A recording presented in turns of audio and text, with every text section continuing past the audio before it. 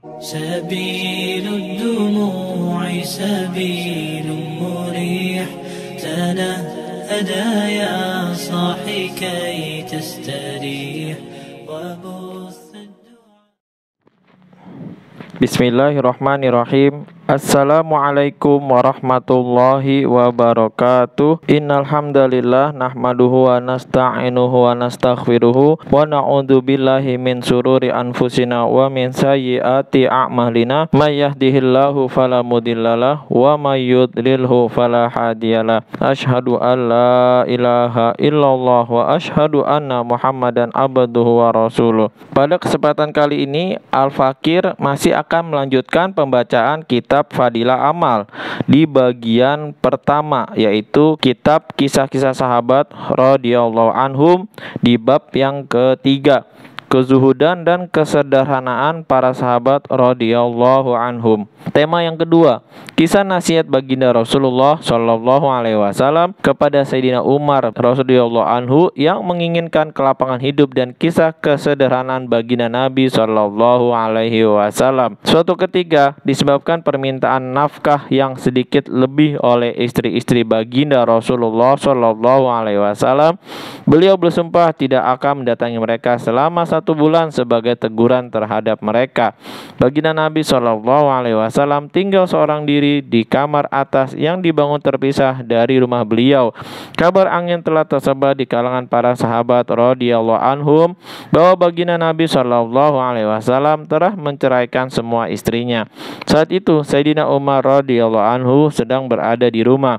Ketika ia mendengar berita ini, ia segera berlari menuju masjid. Di masjid terlihat para sahabat radhiyallahu anhum sedang duduk berpencar-pencar menangis karena takut akan kemarahan baginda Nabi Shallallahu Alaihi Wasallam. Demikian juga kaum wanita menangis di rumah-rumah mereka. Sayyidina Umar radhiyallahu anhu segera menemui putrinya, yaitu Sayyidina Hafsah radhiyallahu anha. Ia juga sedang menangis di kamarnya. Sayyidina Umar radhiyallahu anhu bertanya, "Mengapa engkau menangis? Bukankah selama ini aku telah memperingatkan kamu dari berbuat sesuatu yang dapat membuat baginda Nabi Shallallahu Alaihi Wasallam marah?" Lalu Sayyidina Umar radhiyallahu anhu kembali ke masjid. Di sana terlihat sekelompok sahabat radhiyallahu anhu yang sedang duduk menangis di dekat mimbar. Ia pun ikut duduk bersama mereka sejenak. Namun kesedihan yang mendalam membuatnya tidak dapat duduk. Lalu ia bangun dan berjalan mendekati kamar baginda Nabi Shallallahu Alaihi Wasallam. Melalui perantara seorang hamba sahaya, Sayyidina Rabah radhiyallahu anhu yang duduk di tangga kamar baginda Nabi Shallallahu Alaihi Wasallam, ia minta izin untuk masuk. Sayyidina Rabah radhiyallahu anhu masuk dan memintakan izin untuk Sayyidina Umar radhiyallahu anhu, tapi beliau sama sekali tidak menjawab. Sayyidina Rabah radhiyallahu anhu kembali dan beritahukan hal ini kepada Sayyidina Umar radhiyallahu anhu. Saya telah menyampaikannya, namun beliau tidak menjawabnya.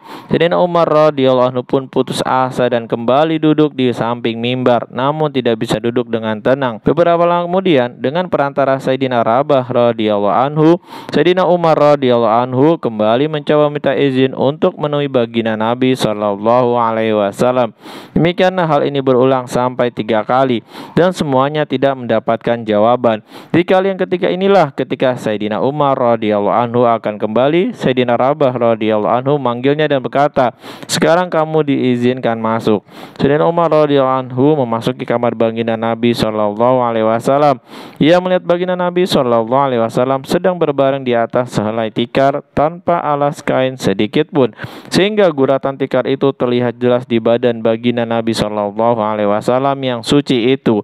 Beliau berbantakan kulit binatang yang berisi serabut kurma. Sayyidina Umar radhiyallahu anhu bercerita, "Aku memberi salam kepada baginda Nabi Shallallahu Alaihi Wasallam. Yang pertama kali aku tanyakan kepada beliau, apakah Tuhan telah menceraikan istri-istri Tuhan? Beliau menjawab, tidak. Selepas itu, untuk menghibur hati Rasulullah Shallallahu Alaihi Wasallam, aku berkata, ya Rasulullah, kita kaum Quraisy selalu menguasai kaum wanita kita. Tetapi ketika tiba di Madinah, mereka melihat kaum lelaki Ansor dikuasai oleh wanita mereka, sehingga wanita-wanita kita pun terpengaruh oleh mereka. Setelah itu aku berbicara beberapa ucapan yang membuat baginda Nabi Shallallahu Alaihi Wasallam tersenyum cerah. Aku memperhatikan semua perabot di kamar baginda Nabi Shallallahu Alaihi Wasallam. Ada 3 helai kulit yang belum disamak dan segenggam gandum kasar di salah satu pojok kamar. Aku melihat ke semua penjuru tempat itu dan aku tidak menjumpai benda lain selain benda-benda tadi. terjadi. Melihat hal itu aku pun menangis. Baginda Nabi SAW bertanya, "Mengapa kamu menangis?" Aku menjawab, "Bagaimana aku tidak menangis ya Rasulullah? Aku telah menyaksikan bekas guratan tikar di badanmu yang penuh berkah ini, dan aku melihat keadaan kamar Tuhan di depanku." Aku berkata lagi, "Ya Rasulullah, berdoalah kepada Allah Subhanahu wa taala, semoga Allah Subhanahu wa taala mengarunia kepada umatmu kelapangan. Orang-orang Parsi dan Romawi tidak beragama dan tidak menyembah Allah Subhanahu wa taala, namun mereka hidup mewah.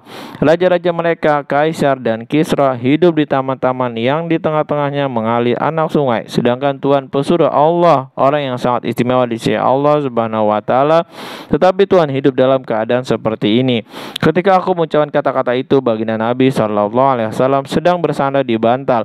Begitu aku selesai bicara, beliau langsung duduk seraya berkata, "Wahai Umar, apakah sampai kini engkau masih ragu-ragu? Dengarlah, kelapangan di akhirat nanti jauh lebih baik daripada kelapangan di dunia ini. Orang-orang kafir itu mendapatkan kesenangan dan kemewahan hidup di dunia, sedangkan kita akan memperolehnya di akhirat kelak." Aku berkata, "Ya Rasulullah, berdoalah kepada Allah Subhanahu wa taala agar Allah Subhanahu wa taala mengampuniku. Aku bersalah." Dari kitab Fathul Bari.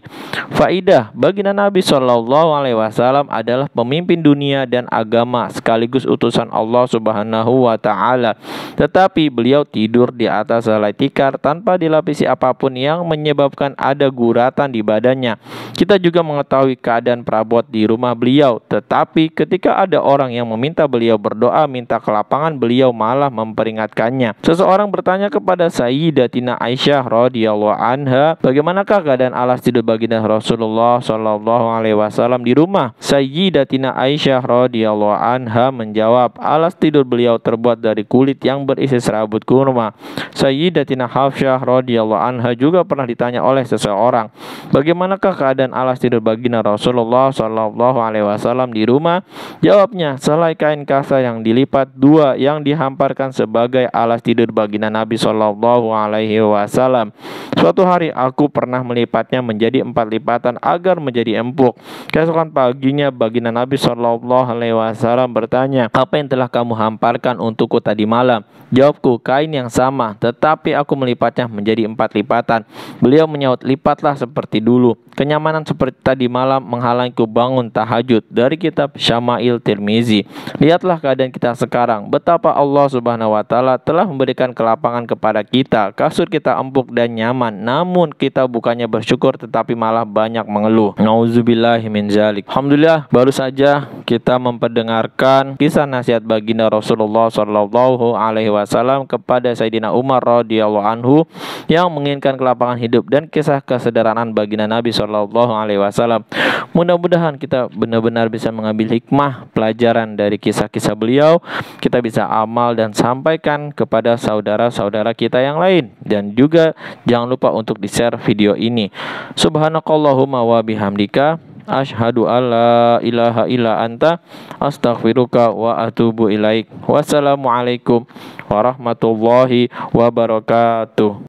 سبيل الدموع سبيل مريح، تنهدى يا صاحي كي تستريح.